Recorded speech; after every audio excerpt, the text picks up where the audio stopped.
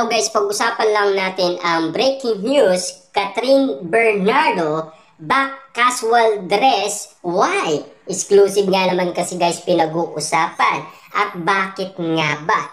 May pasabog dahil ba kay Daniel Padilla? Catherine Bernardo nagbalik na ba kay Daniel Padilla? Yan kasi guys ang pinag-uusapan ngayon. Kung bakit nga naman kasi guys, nagbago ang mga pananamit umano ni Catherine Bernardo. Siyempre guys, alam naman natin, pinag-uusapan na yan noon pa man, di ba? Kapag nakita nila guys, kakaiba ang kasuotan ni Catherine Bernardo, meron pa rin mga bumabatikos sa kanya. Kasi ang sasabihin nila, kapag kasama niya si Daniel Padilla, hindi yan magagawa ni Catherine Bernardo. Siguradong sigurado pagagalitan niya ni Daniel Padilla. Yan kasi guys ang hindi nila alam, diba? Ng ibang tao. Pero ngayon, ramdam na ramdam ng mga Dilulu fans bakit nag-iiba na ang mga pananamit umano ni Catherine Bernardo. Ibig bang sabihin nito, nag-uusap na sina Daniel Padilla at Catherine Bernardo? Siyempre guys, ayon kay Christy Permin, meron na silang commitment sa isa't isa dahil nagkaayos na ang Katniel.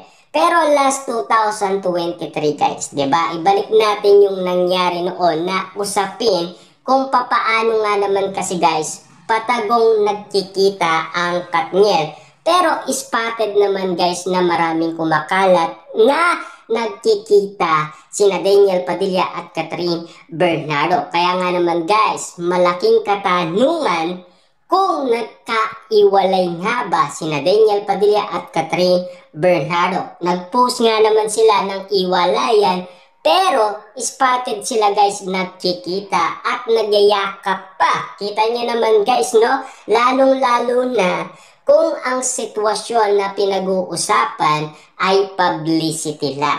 Siyempre guys, kaya ngayon, spotted na sinasabi ng karamihan, nag-iiba na ang kasuotan ni Catherine Bernardo. Dahil ba kay Daniel Padilla? Ibig bang sabihin nito, kapag nagbago ang kasuotan ni Catherine Bernardo, ibig sabihin, nag-uusap na ba si Daniel Padilla at Catherine Bernardo? Gaano kaya guys ka-sure ang mga pinag-uusapan ngayon? Dahil ayon sa bali-balita, yan kasi guys ang nakikita nilang kadahilanan. At yan din kasi guys ang nasasabi ng mga netizens, mga sausawerang kapitbahay, lalong-lalo na kasi guys ang mga Dilulu fans kung bakit sila nagugulat at nagtataka sa pabago-bago ang mga pananamit ni Catherine Bernardo.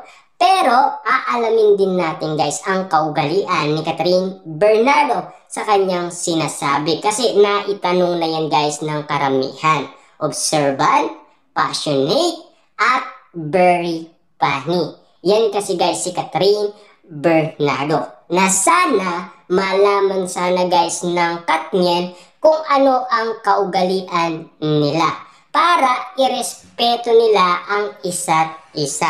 Yan kasi guys ang sinasabi ni Robin Padilla. Kasi ika nga guys ni Robin, bata pa daw ang Katniel at hindi pa daw nila naiintindihan kung ano ang gusto ng isa't isa. Siyempre alam naman natin guys, kapag ang isa gusto niya ng ganito, ayaw naman ng isa. Kailangan nag-uusap sila para nga naman kasi guys magkaintindihan sila.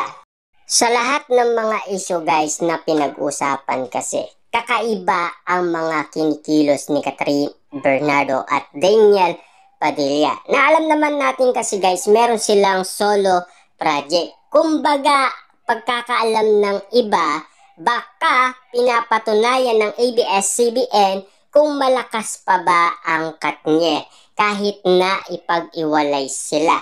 Kasi alam naman natin guys na pag-usapan na yan. Kung sakasakali si Catherine Bernardo ay ipartner siya sa iba At ganun din guys si Daniel Padilla. Siyempre guys, alam naman natin, noon pa man ay balak na sanang ipartner si Daniel Padilla sa iba. Meron naman guys na sitwasyon na ipinartner na siya kay Julia Barreto, diba? Yan kasi guys ay pinag-usapan din. Lalong-lalo na guys, nadamay pa noon si Julia Barreto na nalink umano kay Daniel Padilla. Yan kasi guys ang mga pinag-usapan noon. Kung bakit nga naman kasi guys si Daniel Padilla ay pinuntaan daw ang shooting ni Julia Barreto. Pero iba ang pinuntahan ni Daniel Padilla. Ibig sabihin, yung kilala daw ni Daniel Padilla na malapit sa kanya. Yan kasi guys ang bali-balita, diba? Pero alam naman natin guys, tumanggi si Catherine Bernardo na ipartner siya kay, alam nyo na guys, Sara Geronimo. Ang dami pa guys kahit na kay Pia.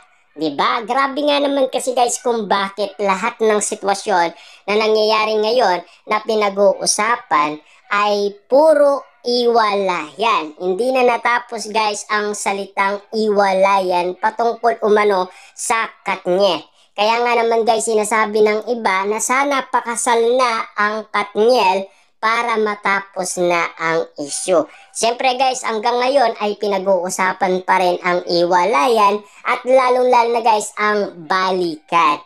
Siyempre, alam naman natin guys ang naging sitwasyon na sana yan ang tignan nila. Ang mga sitwasyon na pinag-uusapan sa bali-balita, hindi yung pinag-uusapan ng iba't ibang tao. Kasi iba-iba ang reaction ng mga tao guys patungkol umano sa lahat ng mga kumakalat na issue sa social media. Na alam naman natin kasi guys, kung yan ang pakikinggan natin, iba kasi ang sinasabi nila. Iba naman ang sinasabi ng balita.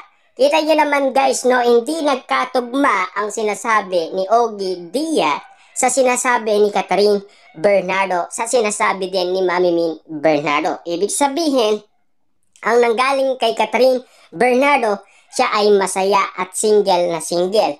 Pero ang binabato naman guys ni Ogie Diaz, may relasyon na si Catherine Bernardo at meron na daw siyang jowa.